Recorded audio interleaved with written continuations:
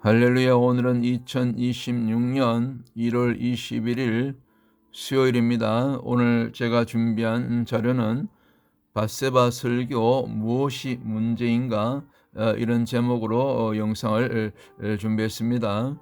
우리 직전 영상 이 언약 신학에 대해서 말씀을 드렸고요. 언약 신학은 곧 제단 신학이다.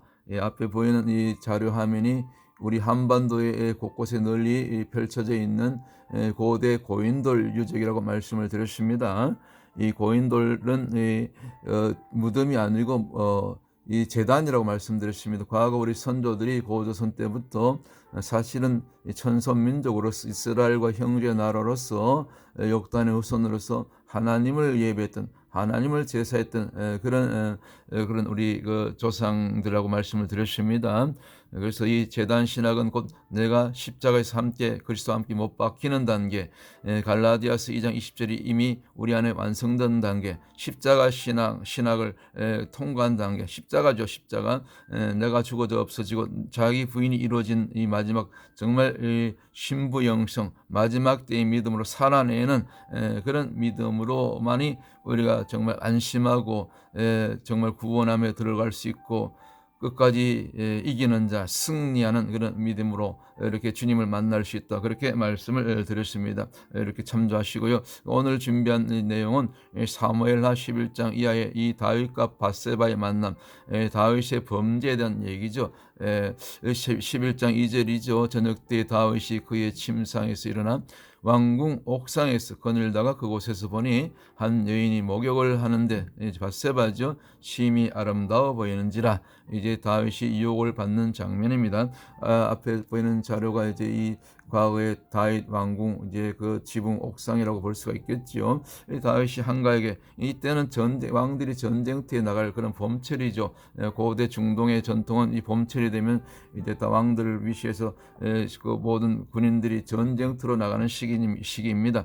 어쩐 일인지 이때는 다윗이 그동안 잘 해오다가 전쟁에 같이 나가지 않고 이렇게 한가로이 왕궁에 남아있다가 이렇게 게으르고 나태하면 이렇게 범죄하게 되죠. 의원이 이렇게 왕궁 지붕에 올라가서 그 왕궁 건너편에 있는 이 기드론 골짜기 건너편 쪽에 있는 이 주택들이 있었죠. 여기가 이제 다윗 성이고요. 그 위쪽으로 올라가면 성전은 이제 솔로몬 때 성전이 지어지게 되죠.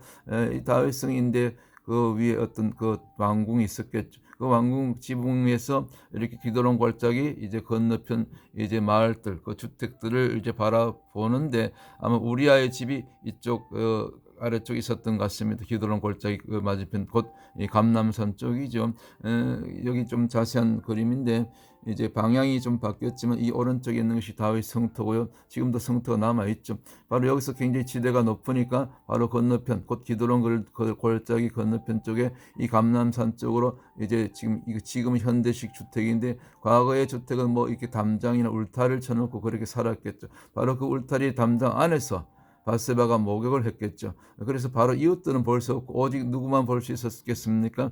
바로 이 다윗성 또 왕궁 제일 옥상 지붕에 올라가서 거닐던 이 다윗의 눈에게만 유일하게 이 밧세바가 목욕하는 장면이 보였겠죠. 그래서 우리는 항상 보는 것을 조심해야 된다. 그 창세기에 나오는 그 선악과 그 나무에서 아담과 하와가 결국 범죄하고 넘어지지 않았습니까? 그래서 히브리어로 나무가 에츠입니다. 에츠는 이제 또 원어적으로 깊이 들어가면 이제 떨어지다, 눈을 어둡게 하다, 눈을 멀게 하는 거죠. 곧 우리가 영적으로 눈이 멀게 되면 그렇게 누구든지 아담과 하와뿐만 아니라 다윗도 그렇게 이제 범죄하게 되는 거죠. 넘어지게 되는 거죠. 그래서 우리가 나무를 조심해야 된다, 에츠를 조심해야 된다. 그렇게 제가 히브리어 원어 이렇게 단어 또 이렇게 공부할 때 그런 말씀을 여러 번 드렸고요. 어쨌거나 지금 밧세바가 목욕을 할 때 우리는 과거 저부터도 또 많은 목사님들 설교할 때 아니 다윗만 잘못이 있는가? 물론 다윗이 유혹을 받아서 이렇게 미혹을 받아서 밧세바를 끌어들여서 범죄한 것은 잘못이지만 큰 죄지만 그렇다고 밧세바는 잘못이 없는 것. 밧세바도 뭔가 다윗이 이 유혹을 당하도록 미혹을 당하도록 이렇게 노출해서 보이도록 그렇게 목욕을 하지 않았는가? 어떤 면에서 일부러 다윗을 유혹하기 위해서 그렇게 이렇게 뭐 사실은 바깥이 아니죠. 그 뜰 안에서 담장 안에서 목욕한 것인데 그것이 높은 지대에서 왕궁 지붕에서 보다 보니까 다윗의 눈에 띈 것이지 의도적으로 바세바가 그렇게 일부러 다윗을 유혹하기 위해서 목욕한 것은 아니란 것이 새롭게 밝혀지고 있는 것입니다. 그래서 우리는 말씀으로 과거에 잘못하고 실수한 설교라도 이렇게 바로 잡고 다윗이 아니라 바세바에 대한 그런 잘못된 오해를 우리가 풀어야 될 줄 믿습니다. 그 근거가 무엇인가? 이제 사무엘하 11장 4절에 이제 그 바세바에 대한 그런 잘못되지 않았다는 그런 근거가 나오죠. 의도적으로 다윗을 유혹하지 않았다는 것이 이제 이 사무엘하 11장 4절에 결정적으로 증거가 나오는 것이죠. 되는 것이죠. 다윗이 사자를 보내어 저를 자기에게로 데려오게 하고 저가 그 부정함을 깨끗하게 했으므로 이 부정함을 깨끗하게 했다는 것이 이제 바로 레위기 15장 19절에 나온 여자의 정결 의식을 지금 바세바가 행했다는 것입니다. 여인들이 이제 경도를 하게 되죠. 생리를 하게 되죠. 그 생리를 이제 하나님께서는 불결한 것으로 부정한 것으로 보기 때문에 그 일주일이 지나서 이제 완전히 그 경도가 끝났을 때 이제 목욕을 하고 정결의식을 하는데 바로 바세바가 그때 경도를 끝내고 이제 정결의식 곧 율법에 따라서 이제 목욕을 했다는 것입니다.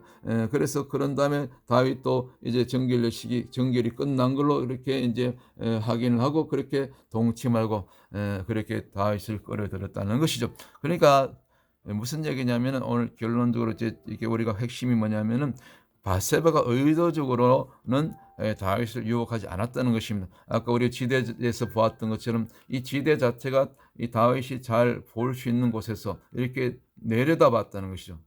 이 장면이죠. 이 건너편 기드론 골짜기 건너편에 마침 거기 우리아의 집이 있고 그 우리아 집 담장 안에 울타리 안에서 이제 이렇게 이웃은 볼 수 없었지만 유일하게 다윗이 볼 수 있는 다윗의 눈에 띌 수 있는 그곳에서 이렇게 정결식을 하다가 다윗의 눈에 들어서 그렇게 뭐 왕의 명령이니까 남편이 있었지만 어쩔 수 없이 그렇게 왕명을 거역할 수 없어서 바세바가 결국 다윗과의 이런 정말 이 뭡니까 이 간음이라고 볼 수 없죠. 다윗 쪽에서는 강간이죠. 그렇게 강간을 당한 거나 마찬가지죠. 그렇게 우리는 이 성경을 새롭게 해석해야 될 줄 믿습니다.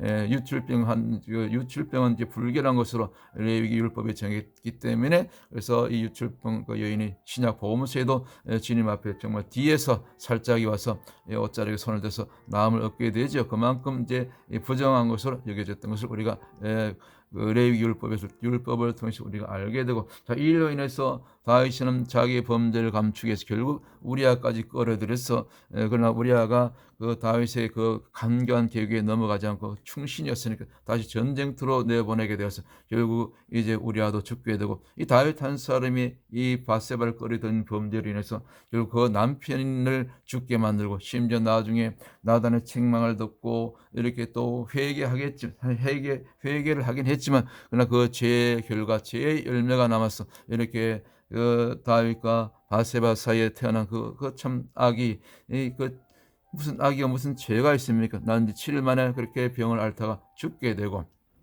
그것뿐만 아니라 그 이후에 이제 또 그 다윗의 아들 또 때에 이 자녀들 사이에 이렇게 참 강간 이 암논이 다말을 강간하고 이로 인해서 또 앙심을 품은 이 다말의 오라비인 또 압살롬이 암논을 죽이는 참 형제간에 그 자식들 간에 그런 참 피비린 나는 그런 참 이 살인과 강간과 또 후에 또 뭡니까 이제 압살롬 자신이 또 이제 그 밑에 부하들의 또 부치김을 받아서 이렇게 또 직접 아비인 다윗 왕을 이렇게 반역하는 압살롬의 반역 사건 이로 인해서 결국 나중에 또 압살롬이 이제 결국은 죽게 되고 참 그 다윗은 압살롬을 굉장히 아꼈죠. 이로 인해서 정말 그 통곡하면서 애통하면서 압살롬의 죽음을 슬펐던 그 다윗의 모습 이런 것들을 통해서 또 그뿐입니까? 원래 다윗의 그 책사했던 아이도벨까지도 압살롬의 그 반역에 가담했다가 결국 나중에 그것이 들통이 나게 돼서 뜻대로 되지 않아서 이제 스스로 자결하는 그런 참 뼈아픈 이 다윗 이후에 이 다윗이 바세바를 범한 이 범죄에 의해 그 죄의 결과로 이어지는 그런 끔찍한 다윗 가문의 잔혹사 이것이 오늘 다윗과 바세바를 바라보는 새로운 관점 곧 다윗이 범죄한 것이지 바세바는 의도적으로 다윗을 유혹하지 않았다. 이 부분을 우리가 새롭게 정립해야 될 줄 믿습니다. 여기까지 마치도록 하겠습니다. 샬롬.